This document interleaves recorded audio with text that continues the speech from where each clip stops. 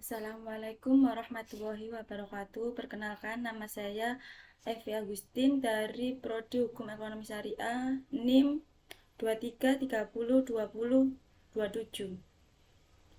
Eh, Nah, di sini saya akan menjelaskan tentang pemikiran peradaban Islam dan pembebasan diri dari kolonialisme Barat.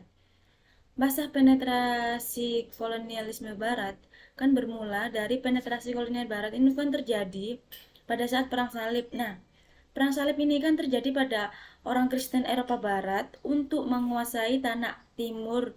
Terus, perang ini terjadi pada abad ke-11 sampai ke-13. Terus tujuan dari perang ini kan untuk melepaskan Palestina dari tangan Daulah Islam dan mendirikan Daulah Kristen di tanah timur.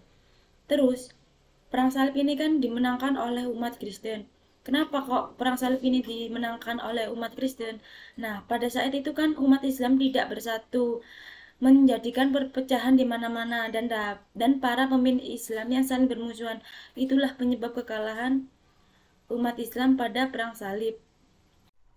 Terus yang kedua yakni pengaruh penetrasi kolonialisme barat terhadap dunia Islam.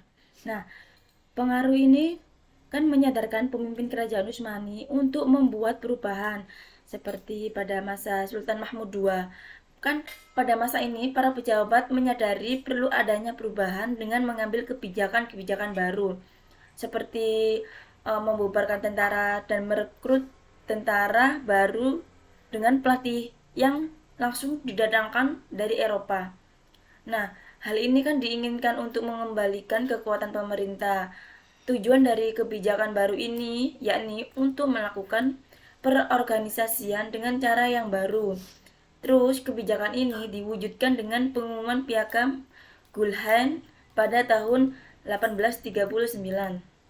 Terus yang kedua, pada pertengahan pertama abad 20 kan terjadi Perang Dunia Kedua. Nah, perang ini kan melibatkan seluruh negara kolonialisme, seluruh seluruh daratan Eropa dilanda peperangan.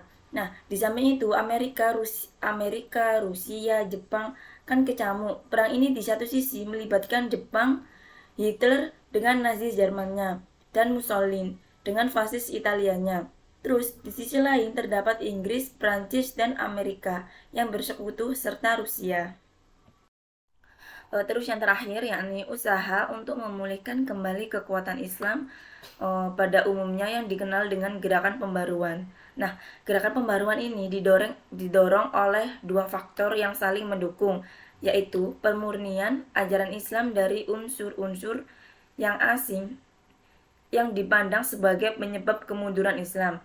Nah, dengan menimbahnya gagasan-gagasan pembaruan dan ilmu pengetahuan dari Barat, gerakan pembaruan itu dengan segera juga memasuki dunia politik karena Islam memandang tidak bisa dipisahkan dengan politik.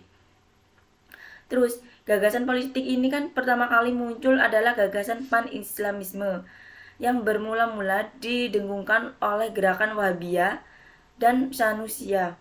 Terus, namun namun gagasan ini baru disuarakan dengan lantang oleh tokoh pemikir Islam yang terkenal yakni Jamaluddin Al-Afghani.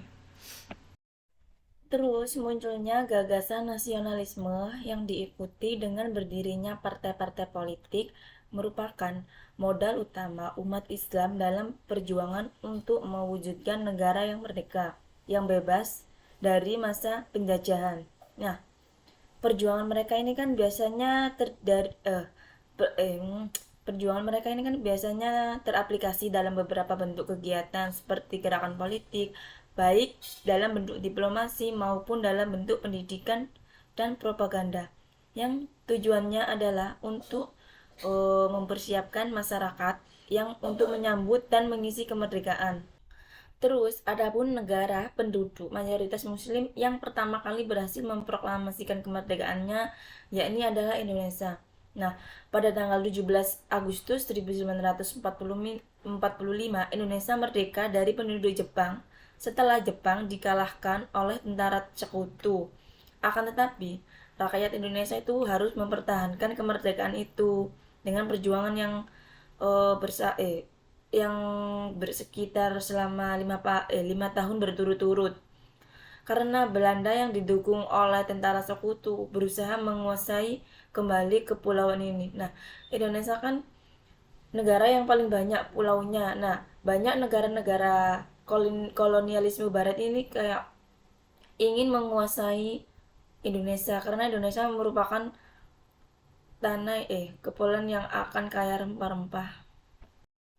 Sekian dari saya, apabila ada salah kata mohon dimaklumi karena saya sedang belajar. Wassalamualaikum warahmatullahi wabarakatuh.